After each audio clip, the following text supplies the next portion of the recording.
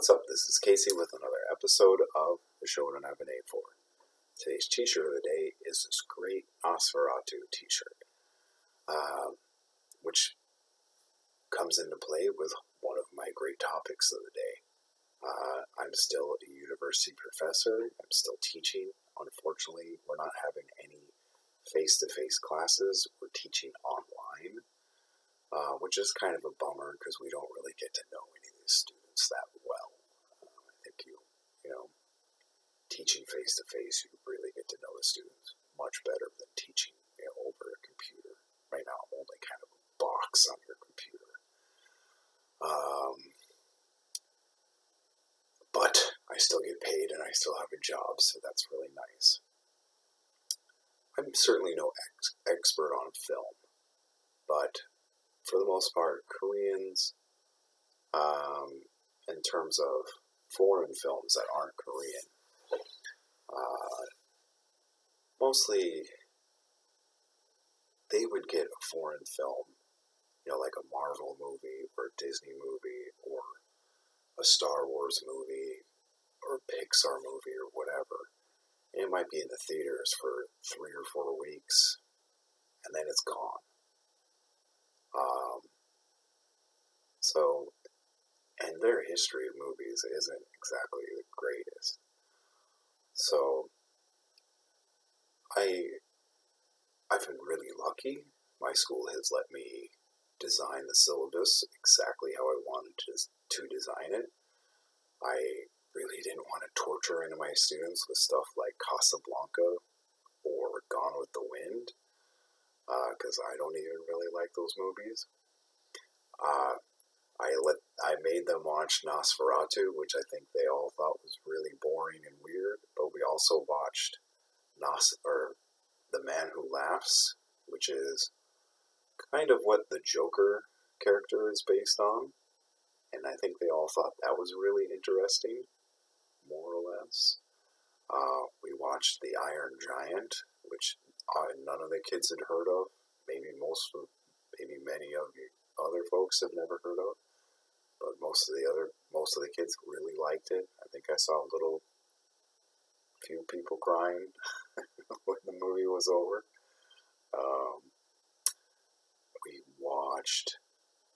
We had a one-day session, so we watched a little bit of The Tiger King for our documentary lesson, and that was an interesting discussion that we had. We talked about mullet cuts, country music, and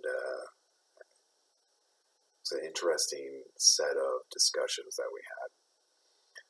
And we had The Princess Bride, which the students really enjoyed. And it's been really fun to bring these movies that I enjoy, that I think the students would enjoy, into their lives. And I think that's part of your job as a teacher or professor or whatever, or an artist. So just find something you enjoy and bring it and spread it into a student or anybody else's life. And I think I'm doing that really well right now. I also just wanted to piggyback on last week's video. I did a little thing about race, and I think maybe 2 weeks ago I did something about something that was a little lost in translation, so I wanted to mix and match both of these. So when I first moved here, I worked at an after-school program, and these kids were maybe 8, 9, 10 years old, and as you can imagine, some students are very curious about Americans, and some students, maybe they've never met an American before, or maybe they're just really curious. And on top of that, sometimes I'm curious about them. I moved here. I was only living here for a few months, I think. And this girl asked me, let me back up a little bit. Koreans, for the most part, I think, not very religious. I think, don't quote me on this, I would say maybe an equal part Christian and Buddhist, maybe, but don't quote me on this. All other religions, I don't think they necessarily look down on. I don't think they really just know anything about them. So if you ask them anything about Hindu, maybe they would know they're from India, but I don't think they would really know anything about it.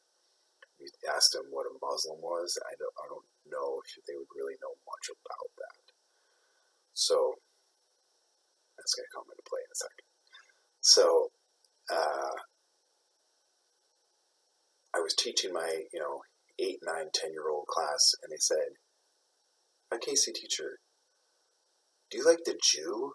And I was really shocked. I was teaching a class about nouns and verbs or whatever. Now I'm going to talk about Jews, and I had to take a deep breath and think of how I was going to approach this. So I said, in my culture, in my country, it's really common I lived in one of the most diverse places in the world, New York City. Some of my best friends were Jewish, who are Jews. One of my best friends in the world invited me to his house for Thanksgiving, and he's Jewish, taught me about, Jewish things. There are all these Jewish rituals and holidays, and I've been a part of that, and, I've always been really honored for that. I've dated Jewish girls.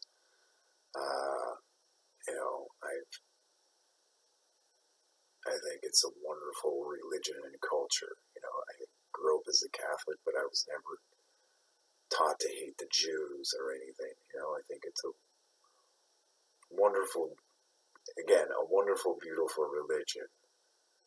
So yes, I like the Jew. And the kids just laughed, and they were really confused. And they said, so your friends are Jew? And I said, yeah, I have friends who are Jews. And I didn't really like the way they were laughing at me. I thought that was kind of rude. And they're like, so your friends are like lion, tiger, giraffe?